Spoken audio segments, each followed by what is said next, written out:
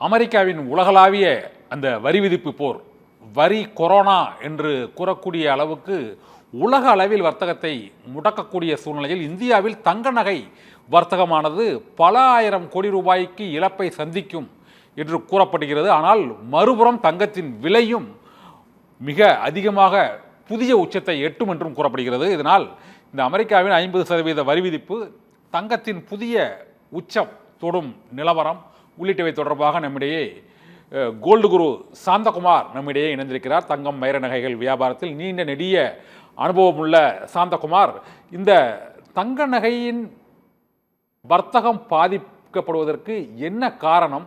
அதனால் விலை விகிதம் குறைய வேண்டும், ஆனால் கூடுகிறது. இதற்கு இந்த வர்த்தக முரணுக்கு என்ன காரணம் என்பது தொடர்பாக அவரிடம் கேட்கலாம். கோல்டு குரு சாந்தகுமார் சார், அமெரிக்க வரி விதிப்பால் இந்தியாவில் தங்கத்தின் விலை உயர்வதற்கும் தங்க நகை வர்த்தகம் வீழ்ச்சி அடைவதற்கும் என்ன காரணம் சார்? நம்மளுடைய முதல்லலாம் பார்த்தோம்னா ஒரு 45-50 வருடங்களுக்கு முன்னாடிலாம் பார்த்தோம்னா கோல்டு ரேட் அப்படின்றது சென்னை மார்க்கெட்லையும் மும்பை மார்க்கெட்லையும் ஃபிக்ஸ் பண்ணுறதா இருக்கும். ஆனால் அது எல்லாமே இப்போ மாறி போய் இப்போ பார்த்தோம்னா இன்டர்நேஷ்னல் மார்க்கெட்டை தான் நம்ம டிபெண்ட் பண்ணியிருக்க வேண்டிய லெவல் ஆயிடுச்சு.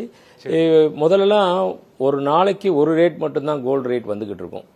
அது எல்லாமே மாறி இப்போ ஒரு நாளைக்கு 2 முறை நம்ம வந்து ரேட் கொடுத்துட்டு இருக்கோம். 2 முறை வருது. ஆனா ஒவ்வொரு நொடிக்குமே ரேட் வந்து மாறிக்கிட்டே இருக்கு. அதுதான் உண்மை. இது வெளி உலகுக்கு தெரியாத ஒரு விஷயம்.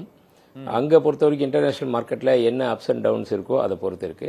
அதுவும் குறிப்பா சொல்ல போனா இப்ப நீங்க முன் வச்சிருக்க கேள்வியை பொறுத்த வரைக்கும் இந்த கோல்டு ரேட் ஏன் இந்த அளவுக்கு ஃபிளக்சுவேஷன், ஏன் இந்த அளவுக்கு உயர்ந்துகிட்டே இருக்கு, வர்த்தகம் எந்த அளவுக்கு பாதிக்கப்பட்டிருக்கு, இது பார்த்தோம்னா கடந்த வருடம் கடைசியில குறிப்பா ட்ரம்ப் அதிபராக தேர்ந்தெடுக்கப்பட்டார் அப்படின்னு சொல்லிட்டு அந்த நியூஸ் வந்த உடனே டிசம்பர் 15ஆம் தேதி வந்த உடனே பார்த்தோம்னா ஒரு அறிவிப்பு வெளியிட்டார். அவர் வந்த உடனே உலகத்துல நான் வந்து அமைதியை நிலைநாட்டுவேன், போரெல்லாம் நிறுத்துவேன் அப்படின்னாரு.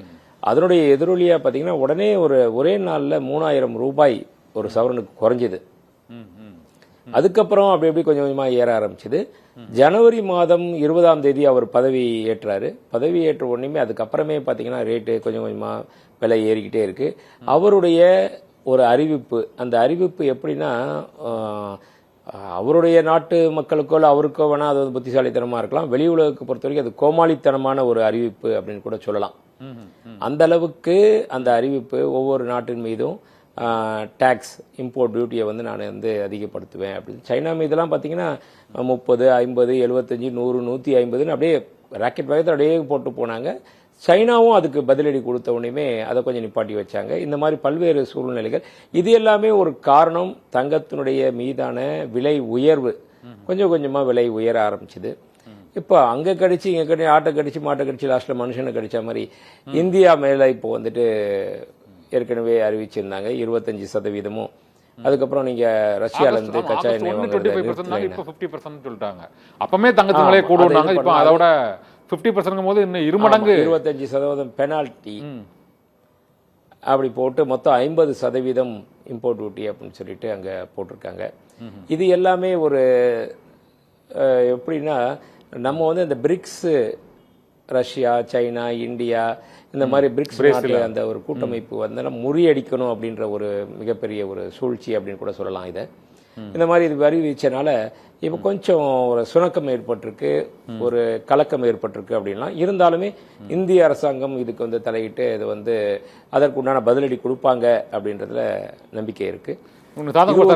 புறம் இருக்க சார், எனக்கு இன்னொரு சந்தேகம் என்னன்னா, இன்னைக்கு வந்து ஒரு கிராம் வந்து 9405, ஒரு சவரன் வந்து 75,240 என்று 75,000 தாண்டுகிறது.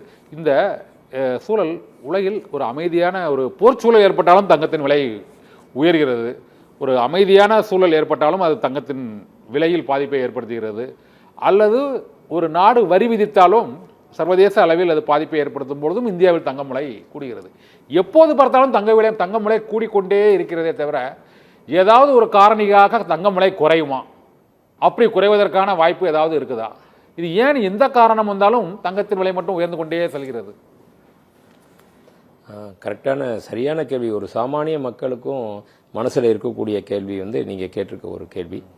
இதை பொறுத்த வரைக்கும் என்னன்னா கோல்டு வந்து ஒரு யூனிவர்சல் கரன்சி, குளோபல் கரன்சி. அப்படின்றப்போ ஒவ்வொருத்தருமே வீட்டுக்குமே தங்கத்தினுடைய தேவைகளோ தங்கத்தினுடைய சேமிப்பு இன்றியமையாதது அப்படின்ற போல நாடுமே ஒவ்வொரு நாடுமே தன்கிட்ட எவ்வளோ கரன்சி தங்கம் இருக்கோ அவ்வளோ தங்கத்துக்கு நிகராக ரூபாய் அச்சடிக்கலாம் அப்படின்னு பொருளாதாரத்தை கொண்டு வரதே தங்கம் மட்டும்தான் நிலைநிறுத்துறது.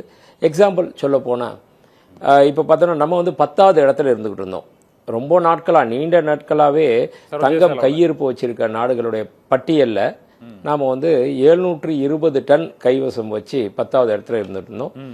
அதுக்கப்புறம் பார்த்தோம்னா தங்கத்தை வாங்க ஆரம்பிச்சிட்டோம். சைனாவும் இந்தியாவும் தான் போட்டி போட்டு உலக நாடுகள்லேயே அதிகமாக தங்கத்தை கன்சியூம் பண்ற நாடு. அதுவும் முதலீடு வந்து அமெரிக்கா. அவங்க தங்க கையிருப்பு, நம்ம நகைகள் மட்டும் தான் அதிக பயன்பாடு. கையிருப்பு அவங்க வந்து 8320 டன் கைவசம் வச்சிருக்காங்க அமெரிக்கா. அடுத்தது ஜெர்மன், அப்புறம் இட்டாலி, ரஷ்யா, இந்த மாதிரி எல்லா நாடுகளுமே கையிருப்பு வச்சிருக்காங்க. அந்த வரிசையில் 10வது இடத்துல இருந்த நாம நெதர்லாந்து தள்ளிட்டு 9வது இடத்துக்கு வந்தோம். அதுக்கப்புறம் ஜப்பான் 8வது இடமும் நம்ம 9வது இடம் இருக்கப்போ ஜப்பான் 840 டன் கைவசம் வச்சிருந்தாங்க.